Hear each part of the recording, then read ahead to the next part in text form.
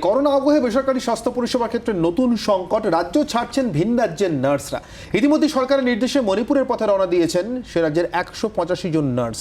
সব্যসাচী, একই সঙ্গে এই কি পথে হাঁটতে চলেছে ওড়িশা এবং ত্রিপুরা থেকে যেসব নার্সরা এসছেন তারাও কিন্তু ফিরতে চাইছেন। বেশিরভাগ নার্স যেহেতু ভিন রাজ্যের, ফলে একটা সংকট দেখা দিচ্ছে বেসরকারি স্বাস্থ্য পরিষেবায়। করোনা যুদ্ধে প্রথম সারির যোদ্ধা ওরা দিনরাত এক করে রোগীদের সুস্থ করে তুলছেন। এবার তাঁদের ঘিরেই তৈরি হলো সংকট।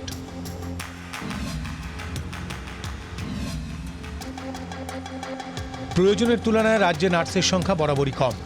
ঘাটতি অনেকটাই সামাল দিচ্ছিলেন ভিন রাজ্য থেকে এ রাজ্যে পড়তে আসা নার্সিং পড়ুয়ারা। প্রশিক্ষণ শেষে তাঁরাই বিভিন্ন বেসরকারি হাসপাতালে স্টাফ নার্স হিসেবে কাজে যোগ দেন। উত্তর পূর্বের মণিপুর ছাড়াও ওড়িশা, ত্রিপুরা থেকেও বহু নার্স বিভিন্ন বেসরকারি হাসপাতালে পরিষেবা দেন। করোনা সংক্রমণের গ্রাফ ঊর্ধ্বমুখী হতেই এবার তাঁরা ফিরতে চলেছেন নিজের রাজ্যে। বেসরকারি হাসপাতালে কাজ করা 185 জন নার্সকে রাজ্যে ফেরার নির্দেশ দিয়েছে মণিপুর সরকার। তাদের ফেরানোর জন্য প্রয়োজনীয় বাসের বন্দোবস্তও করা হয়েছে। ইতিমধ্যে 185 জন নার্স কাজ ছেড়ে মণিপুর পাড়ি দিয়েছেন। নার্সদের ঘরে ফিরতে বলেছে ত্রিপুরা ও ওড়িশা সরকারও। দিন কয়েকের মধ্যেই বাংলায় কর্মরত ওই রাজ্যের নার্সরা ফিরে যাবেন। নার্সদের লাগাতার ঘর ওয়াপসিতে রীতিমতো সংকটে রাজ্যের স্বাস্থ্য পরিষেবা।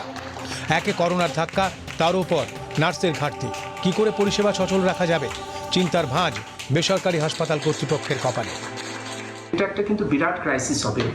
আমরা পার্টিকুলারলি নর্থ ইস্টের উপর আমরা খুব ডিপেন্ডেন্ট নার্সিং এর উপর। They are very good actually, তাদের communication skill is very good, তাদের কাজের attitude is also very good, they are very good with the patient. এই জন্য আমরা গ্র্যাজুয়ালি আমরা কিন্তু সাউথ থেকে না এনে আমরা আমরা নর্থ ইস্টের উপর ডিপেন্ড করছিলাম। এই ক্ষেত্রে আমরা কিন্তু একটা বড় ক্রাইসিসে পড়তে পারি। আগামী দিনে ভিন রাজ্যের বাকি নার্সরা বাড়ি ফিরে গেলে পরিস্থিতি হাতের বাইরে চলে যাবে বলেই মনে করছে বেসরকারি হাসপাতালগুলি।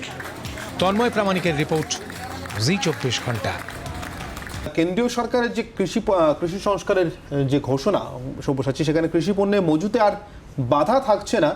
এক রাজ্যের চাষি অন্য রাজ্যে অবাধে ফসল বিক্রি করতে পারবেন, কিন্তু একই সঙ্গে নিয়ে বিতর্কও দেখা যায়। একদমই, কারণ চাষ শুরুর আগেই বড় সংস্থার সঙ্গে যদি চাষি চুক্তি করে তাতে সরকার সহায়তা করবে এবং কৃষি বিপণন সংক্রান্ত বিভিন্ন রকম পরিবর্তন হচ্ছে বটে, কিন্তু এই নিয়ে সংশয় রয়েছে।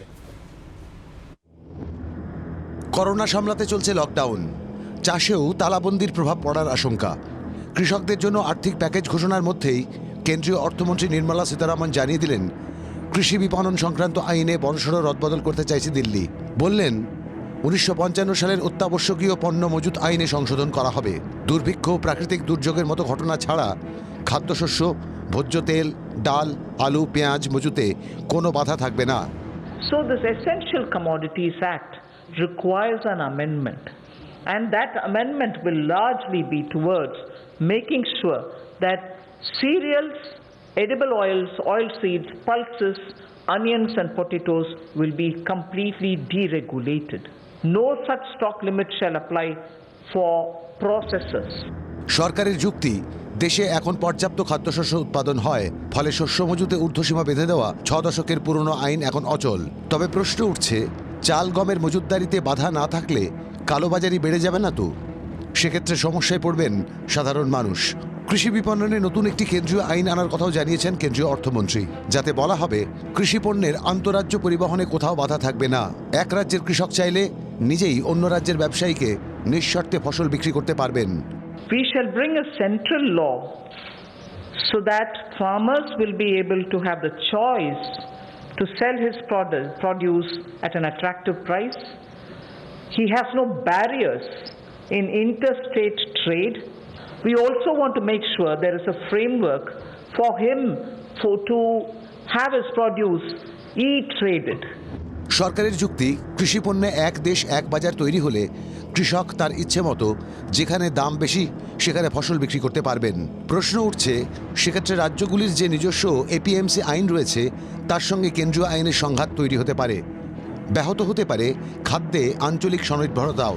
কৃষি বিপণনে নতুন আইনি পরিকাঠামো তৈরির কথাও জানিয়েছেন নির্মলা সীতারামন। তিনি জানান, কৃষক যাতে ফসল বোনার আগেই ফসলের দাম সম্পর্কে নিশ্চিত হতে পারেন, সেই জন্য ক্রেতার সঙ্গে তার চুক্তির ব্যবস্থা করা হবে। ফসলের দাম ও গুণমান, বীজ, প্রযুক্তি সবই আগাম ঠিক করে নেওয়ার ব্যবস্থা হবে।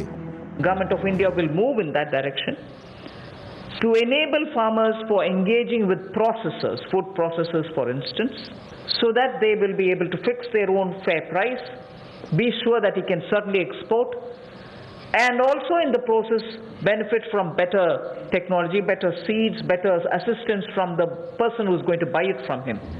সরকারের যুক্তি, এর ফলে কৃষকের যে বড় সমস্যা দাম নিয়ে অনিশ্চয়তা তা দূর হবে। বিরোধীদের অভিযোগ, এইভাবে আসলে দেশ জুড়ে সার্বিক চুক্তি চাষের রাস্তা খুলে দিতে চাইছে কেন্দ্র, যার ফলে দীর্ঘমেয়াদে বড় পুঁজির হাতে ক্ষতিগ্রস্ত হবেন ক্ষুদ্র চাষি। কৃষি সংবিধানের রাজ্য তালিকায়, ফলে কেন্দ্রের নয়া কৃষি বিপণন আইনকে সামনে রেখে আরেকটি রাজনৈতিক সংঘাতের জায়গা তৈরি হতে পারে বলে মনে করছেন বিশেষজ্ঞরা। ব্যুরো রিপোর্ট, জি 24 ঘন্টা।